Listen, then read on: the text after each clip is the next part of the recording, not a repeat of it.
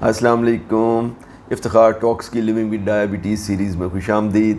میں ہوں ڈاکٹر افتخار. محترم ناظرین، ہم نے اس سیریز کی پچھلی ویڈیو یعنی ویڈیو نمبر 8 میں آپ سے یہ ذکر کیا تھا کہ آپ کے ڈائبٹیز یعنی شوگر کے علاج کے لیے یہ اشد ضروری ہے کہ آپ کے پاس گھر پہ گلوکومیٹر ہو، تاکہ آپ گھر پہ اپنی شوگر ہفتے میں 2-3 دفعہ چیک کر سکیں، تاکہ آپ اس بات پہ نگاہ رکھیں کہ آپ کا بلڈ شوگر کنٹرول کیسا جا رہا ہے. لیکن کچھ لوگوں میں اور کچھ ڈاکٹر صاحبان میں بھی یہ رائے پائی جاتی ہے کہ گلوکومیٹر بلڈ شوگر درست نہیں بتاتا. تو دیکھیے، جب گلوکومیٹر کی ریڈنگ ہی قابل بھروسہ نہیں ہے تو پھر اس سے بلڈ شوگر ٹیسٹ کرنے کا کیا فائدہ؟ تو ناظرین، اس بارے میں عرض یہ ہے کہ گرچہ یہ بات درست ہے کہ گلوکومیٹر سے حاصل کردہ جو بلڈ شوگر کی ریڈنگ ہوتی ہے وہ اتنی ایکوریٹ نہیں ہوتی جتنی کہ آپ لیبارٹری سے ٹیسٹ کرواتے ہیں اپنی بلڈ شوگر، لیکن ایک اچھے گلوکومیٹر کو لیبارٹری سے بہت زیادہ مختلف رزلٹ نہیں دینا چاہیے. اور اس سلسلے میں ایکچولی 2 باتیں جو ہے نا وہ ہیں اہم سمجھنے کی. پہلی بات تو یہ ہے کہ اس بات کو سمجھیے کہ آخر لیبارٹریز کے مقابلے میں گلوکومیٹر کے رزلٹ میں کتنا ایک فرق ہو تو وہ قابل قبول ہے. دنیا بھر کے ڈائبٹیز اسپیشلسٹ اس بات پہ متفق ہیں کہ اگر ایک اچھی لیبارٹری سے بلڈ شوگر ٹیسٹ کرائی جائے اور پھر اسی سیمپل کے ایک قطرے سے آپ اپنے گلوکومیٹر سے بھی اپنی بلڈ شوگر ٹیسٹ کریں اور لیبارٹری کے رزلٹ میں اور آپ کے گلوکومیٹر کے رزلٹ میں اگر 20% سے زیادہ کا فرق نہیں ہے تو یہ بالکل قابل قبول ہے. مثلا آپ نے لیبارٹری سے اپنی بلڈ شوگر ٹیسٹ کروائی جو کہ 100 ملی گرام پر ڈیسی لیٹر آئی، تو اب اگر آپ کا گلوکومیٹر 80 اور 120 کے درمیان کچھ بھی ریڈنگ دے دے تو آپ کا گلوکومیٹر درست ہے، آپ اس کو استعمال کر سکتے ہیں. دوسری بات یہ ہے کہ آپ کو اپنے گلوکومیٹر کو ریگولرلی چیک کرتے رہنا چاہیے کہ آپ کے گلوکومیٹر کے رزلٹ میں 20% یعنی 20% سے زیادہ کا فرق نہ ہو. اس کے لیے آپ کو 2 کام کرنے کی ضرورت ہے. پہلا کام تو یہ ہے کہ آپ کو ریگولر بنیاد پہ ہفتے 2-3 ہفتے بعد یا کم از کم 1 ماہ میں 1 دفعہ تو ضرور اپنے گلوکومیٹر کو کنٹرول سلوشن سے چیک کرنا چاہیے. اور اسی طریقے سے جب بھی آپ گلوکومیٹر کی سٹرپس آپ کی ختم ہو جائیں، جب بھی آپ نئی ڈبی کھولتے ہیں تو بھی آپ کو اپنے گلوکومیٹر کو کنٹرول سلوشن سے چیک کرنا چاہیے. اچھا، یہ جو گلوکومیٹر کا کنٹرول سلوشن ہوتا ہے یہ ہر گلوکومیٹر کے برانڈ کے لیے اسپیسیفک ہوتا ہے. یعنی اگر ایزی چیک کے ساتھ آپ کر رہے ہیں تو پھر صرف ایزی چیک کا سلوشن یوز کریں گے، ایکیو چیک کے ساتھ کریں تو ایکیو چیک کا. جتنے بھی گلوکومیٹر کے برانڈ ہیں وہ اپنے اپنے کنٹرول سلوشن جو ہے وہ مارکیٹ میں بیچتے ہیں اور یہ مارکیٹ میں اویلیبل ہوتے ہیں. اچھا، اس سلوشن کے اندر ایک پہلے سے معلوم گلوکوز کی مقدار موجود ہوتی ہے اور چیک سلوشن کے اوپر ایک رینج لکھی ہوتی ہے. مثال کے طور پہ ہو سکتا ہے کہ جو چیک سلوشن آپ نے خریدا ہو اس پہ لکھا ہو 112 ملی گرام پر 100 ml سے لے کے 136 ملی گرام پر 100 ml، جس کا مطلب یہ ہوگا کہ اگر آپ اپنے گلوکومیٹر میں جو بلڈ چیک کرنے والی سٹرپ لگائیں اور اس کے اوپر بلڈ کا قطرہ ڈالنے کی بجائے کنٹرول سلوشن کا قطرہ اگر ڈالیں گے تو اگر وہ آپ کو اس رینج کے درمیان یعنی 112 اور 136 کے درمیان جو ہے کچھ بھی ریڈنگ دے دے تو اس کا مطلب ہے کہ آپ کا گلوکومیٹر بالکل درست کام کر رہا ہے. اچھا ناظرین، جو کنٹرول سلوشن سے گلوکومیٹر کی ایکوریسی چیک کرنا ہے اس میں 4 باتوں کا خیال رکھنا بہت ضروری ہے. سب سے پہلی بات تو وہی ہے جو میں نے آپ سے پہلے ذکر کر دی ہے کہ ہر گلوکومیٹر کے لیے اس کا برانڈ اسپیسیفک یعنی اسی برانڈ کے لیے خاص طور پہ بنا ہوا کنٹرول سلوشن ہوتا ہے. آپ کسی دوسرے برانڈ کا کنٹرول سلوشن کسی دوسرے گلوکومیٹر پہ چیک نہیں کر سکتے.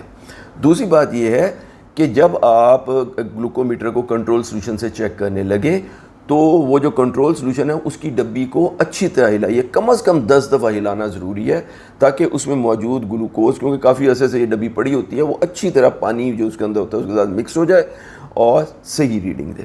تیسری بات یہ ہوتی ہے کہ جو گلوکومیٹر مشینز ہیں، اکثر مشینیں جب آپ ان کے اوپر گلوکومیٹر کا کنٹرول سلوشن ڈالتے ہیں تو وہ اس کو ڈیٹیکٹ کر لیتی ہیں، یعنی ان کو پتہ چل جاتا ہے کہ اس دفعہ بلڈ نہیں ڈالا گیا بلکہ چیک سلوشن ڈالا گیا ہے. تو وہ جب آپ کو ریڈنگ اس کی دیتی ہیں تو وہ ایک ریڈنگ بھی دیں گی. مثال کے طور پہ آپ کو بتائیں گے کہ جی 115 ملی گرام پر 100 ml ہے یا 126 ملی گرام پر 100 ml ہے، اور اس کے ساتھ وہ اسکرین پہ یہ بھی لکھا ہوا آتا ہے، یا تو اوکے لکھا ہوا آئے گا یا ٹک کا نشان آئے گا اگر آپ کی جو گلوکومیٹر کی ریڈنگ ہے وہ درست رینج کے اندر ہے.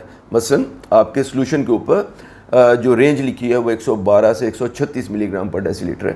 اس کا مطلب یہ ہے کہ اگر آپ اس چیک سولوشن سے اپنے گلوکومیٹر سے گلوکوز چیک کریں گے تو اس کو 112 سے 126 کے درمیان کچھ بھی ریڈنگ دینی چاہیے۔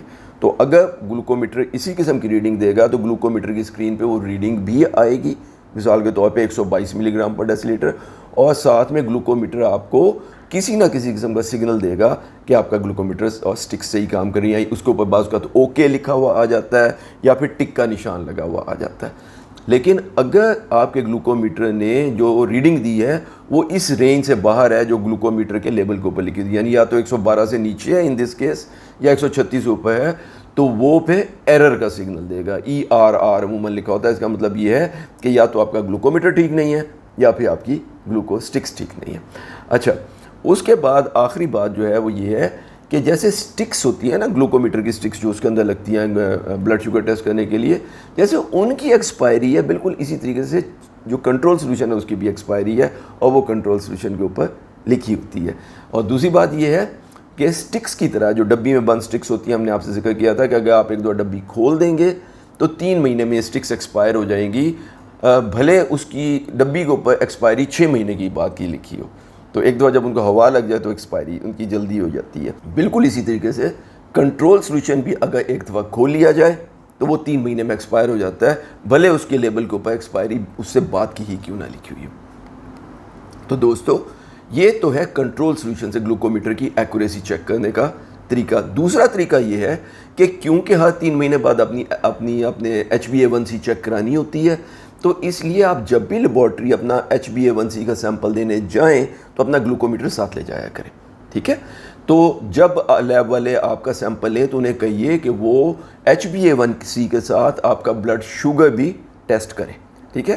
اور پھر اسی سیمپل سے قطرہ لے کے آپ اپنے گلوکومیٹر سے اپنی بلڈ شوگر چیک کر لیجئے۔